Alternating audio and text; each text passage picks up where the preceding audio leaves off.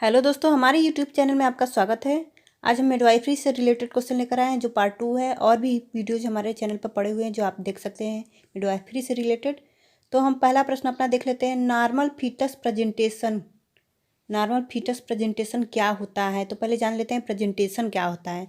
तो प्रेजेंटेशन का मतलब होता है कि जो फीटस है वह यूट्रस के निचली भाग में उसका कौन सा पार्ट है। यूट्रस है तो यूट्रस के ये जो निचला पार्ट है, निचला पार्ट में जो फीटस है उसका कौन सा पार्ट है, जो पार्ट रहता है उसके अनुसार इसको प्रेजेंटेशन का नाम दिया जाता है। जैसे इसमें 4 प्रेजेंटेशन होते हैं, जैसे सिफेलिक और ब्रीच, शोल्डर प्रेजेंटेशन और कंपाउंड प्रेजेंटेशन। तो इसमें से सबसे नॉर्मल होता है सिफेलिस प्रेजेंटेशन। सिफेलिस प्रेजेंटेशन सबसे नॉर्मल होता है क्योंकि इसका जो बच्चे का सिर होता है ये यूट्रस के निचले साइड में होता है और शरीर ऊपर ऐसे में होता है। तो ये सबसे नॉर्मल होता है सिफेलिस प्रेजेंटेशन। तो अगर आपके एग्जाम में आता है नॉर्मल फीटस प्रेजेंटेशन क्या है, तो normal fetus presentation cephalic presentation होता है। और इसके अलावा भी प्रेजेंटेशन होते हैं जैसे कि ब्रिज प्रेजेंटेशन, शोल्डर प्रेजेंटेशन और कंपाउंड प्रेजेंटेशन। तो जैसा नाम के अकॉर्डिंग पता चला है कि कैसा है, नाम से ही पता चला है कि कौन सा पार्ट का प्रेजेंटेशन रहेगा। ब्रीच यानी कि उसके जो पीछे वाला पार्ट है उसका, और शोल्डर यानी कि शोल्डर की जो पहले प्रस्तुति है वो आगे रहेगा, और कंपाउंड में कंधे के साथ उसके पीठ का कुछ पार्ट उसके यूट्रस के निचले सतह में यानी कि नीचे पार्ट में आता है, तो उसे कंपाउंड प्रेजेंटेशन कहते हैं। तो अगर आपके एग्जाम में आता है नॉर्मल फीटस प्रेजेंटेशन क्या होता है, वो तो होगा सिफेलिक।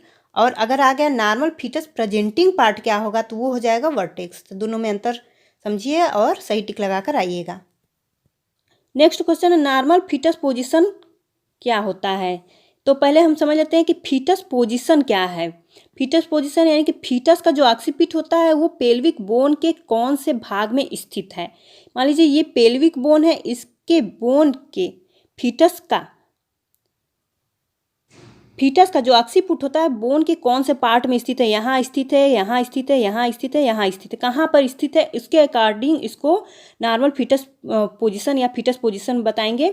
तो इसमें कई पोजीशन होते हैं। इसमें पोजीशन है right occipito anterior, right occipito lateral, right occipito posterior और left occipito anterior, left occipito lateral और लेफ्ट ऑक्सीपिटो पोस्टीरियर। तो इसमें सबसे नॉर्मल क्या है, तो इसमें सबसे नॉर्मल है लेफ्ट ऑक्सीपिटो एंटीरियर। तो ये आपके एग्जाम में आएगा कि नॉर्मल फीटस पोजीशन कौन सा होता है, तो लेफ्ट ऑक्सीपिटो एंटीरियर सबसे नॉर्मल फीटस पोजीशन होता है। अगर इसके अलावा अगर ऑप्शन में ये ना रह के YOA के अलावा अगर ROA यानी कि राइट ऑक्सीपिटो एंटीरियर है तो इसको टिक लगाइएगा। अगर LOA नहीं है तो ही ROA को टिक लगाइएगा, नहीं तो सबसे राइट होगा LOA। और आपका एग्जाम में एक और क्वेश्चन बन सकता है कि नॉर्मल लाई क्या होता है।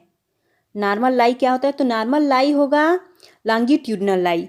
लॉन्गिट्यूडनल लाई सबसे नॉर्मल लाई होता है। और उसके साथ साथ इसका जो लॉन्गिट्यूडनल होता है वो होता है इस तरीके से। ये है लॉन्गिट्यूडनल लाई। यहाँ पर बच्चे का सिर नीचे होता है और शरीर ऊपर होता है, और ये उसका यूट्रस मान लीजिए, बच्चे का सिर नीचे और शरीर ऊपर। और ये 3 प्रकार के होते हैं लाई। फर्स्ट है लॉन्गिट्यूडनल, सेकेंड है ऑब्लिक, थर्ड है ट्रांसवर्ज। तो ऑब्लिक जान लेते हैं। ऑब्लिक इस तरह से कुछ रहेगा, बच्चे का सिर ऐसे रहेगा और शरीर ऐसे ऑब्लिक के आकार में। और इसके साथ जान लेते हैं ट्रांसवर्ज। ट्रांसवर्ज रहेगा ऐसे, बच्चे का सिर ऐसे और शरीर ऐसे। तो लॉन्गिट्यूडनल, ऑब्लिक और ट्रांसवर्ज 3 प्रकार के लाई होते हैं, और सबसे नॉर्मल होता है, नॉर्मल जो होगा वो होगा लॉन्गिट्यूडनल लाई। नेक्स्ट क्वेश्चन है अपगार स्कोर क्या है। तो अपगार स्कोर को जान लेते हैं। इसे डॉक्टर वर्जीनिया अपगार ने 1952 में दिया था। इसमें क्या होता है, जो बेबी होता है जन्म के बाद उसके जो लाइफ साइन होते हैं उससे पहचानते हैं और उसके अकॉर्डिंग उसको नंबर दिया जाता है, जो टोटल 10 नंबर का होता है। टोटल 10 नंबर का होता है। अपगार जान लेते हैं पहले है क्या। APGAR। ए से उसके हम अपीयरेंस देखते हैं, यानी कि उसके जो स्किन का कलर है वो देखेंगे। ए से अपीयरेंस। पी से पल्स रेट यानी कि जो उसकी हार्ट रेट है वो देखेंगे। और जी से आएगा ग्रामेसिस यानी कि उसमें कितनी उत्तेजनशीलता है, ग्रामेसी क्या है उसके।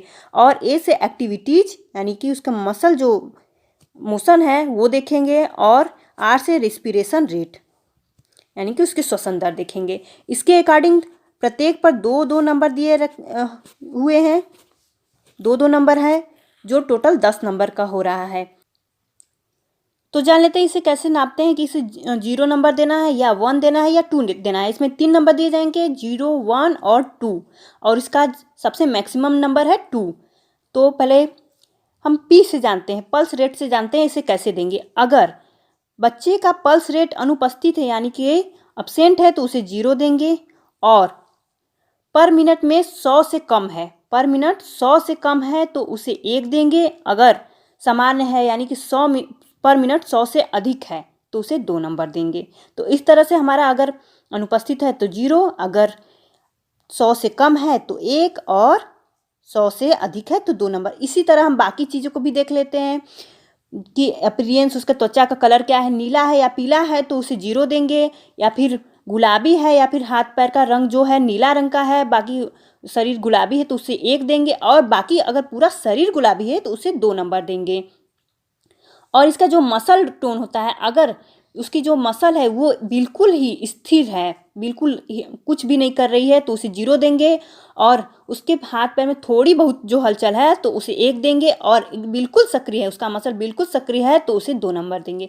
इसी हिसाब से इसका टोटल 10 नंबर होता है, 2-2 करके 10 नंबर हुआ है।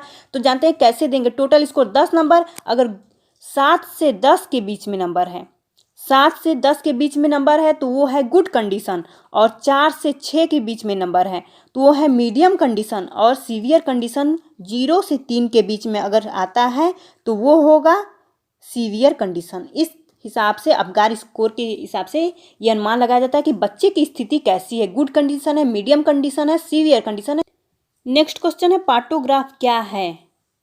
तो पार्टोग्राफ किसने दिया था, पहले ये जान लेते हैं। पार्टोग्राफ फ्राइडमैन ने दिया था 1954 में, 1954 में दिया है। और ये होता क्या है, लेबर के टाइम जो भी घटनाएं होती है, माँ के साथ जो भी घटनाएं होती है उसे ग्राफी रूप में एक प्रदर्शन किया जाता है, उसे ही पार्टोग्राफ कहते हैं। ये एक शीट होती है कुछ इस प्रकार से,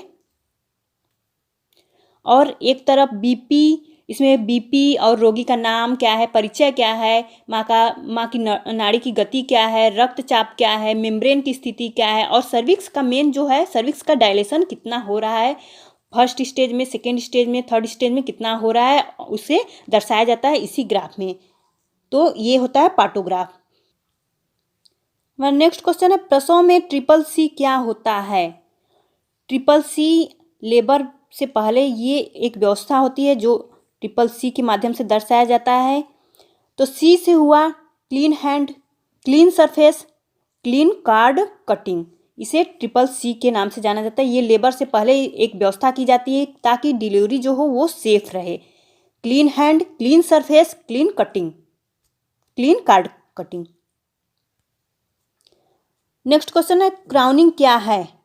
तो क्राउनिंग क्या है जान लेते हैं। क्राउनिंग जब डिलीवरी के टाइम बच्चे का जो सिर होता है, जो फीटस का सिर होता है, वो पेल्विक कैविटी से बाहर आ जाता है तो उसे क्राउनिंग कहते हैं। और फीटस का जो सिर का जो बाईपैराइटल डायमीटर है वो बाहर आ जाता है, उससे मेन रूप से उसे क्राउनिंग ऑफ द हेड कहते हैं या क्राउनिंग कहते हैं। हमारा नेक्स्ट क्वेश्चन है मिकोनियम क्या है। तो मिकोनियम जो शिशु का फर्स्ट स्टूल होता है उसे मिकोनियम कहते हैं। ये अक्सर एग्जाम में आता है, पहले भी आ चुका है। तो मिकोनियम याद कर लीजिए, शिशु के फर्स्ट स्टूल को मिकोनियम कहा जाता है। दोस्तों हमारे